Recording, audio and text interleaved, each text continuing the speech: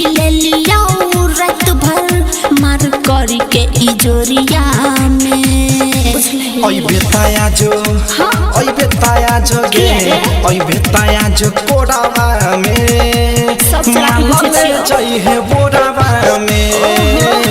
ओई बेताया जो कोडावा में मालले चाहिए बोरावा में।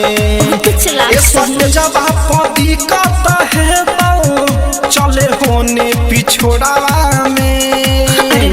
ओई बेताया जो कोडावा में मालले चाहिए बोरावा में।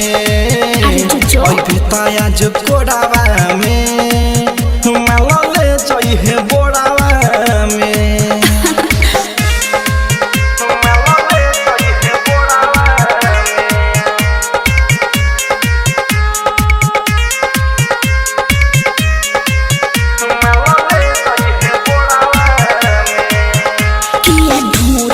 नजर गरैने छारे ढके बाले बबाले बढ़ैने छारे। तू तो चीज छही छौड़ी बंगाल के पंखा देखे दे ढोढ़ी में औंडी डाल के।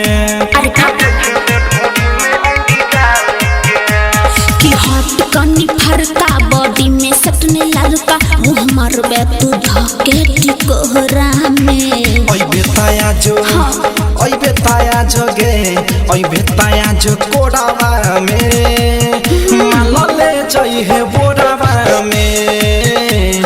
ओई बेताया जो कोडावा में मालले चाहिए बोरावा में। ये सब जब पति कहता है तो चले होने पिछोड़ावा में। ओई बेताया जो कोडावा में मालले चाहिए बोरावा में।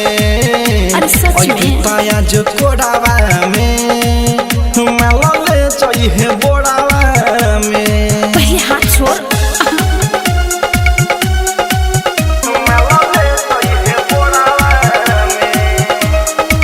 अभी आप सुन रहे हैं जय श्री कैसेट कंपनी की प्रस्तुति। देख एना तू चोली के खोले ना मनु होई छौ त ऊपरे से टोले ना।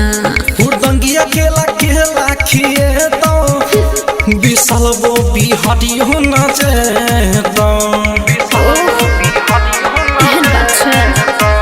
तू छुके पानी पानी कद भी राजा जाने से या सकता नहीं डोरा में। ओई बेताया जो ओई बेताया जो गे ओई बेताया जो कोडावा में मालले चाहिए बोरावा में। ओई बेताया जो कोडावा में मालले चाहिए बोरावा में। ये सब जब पति कहता है तो चले होने पिछोड़ावा में। ओई बेताया जो कोडावा में मालले चाहिए बोरावा में। ओई बेताया जो कोडावा में मालले चाहिए बोरावा में। तो चल अब गिन जल्दी जल्दी 5,000 हजरिया।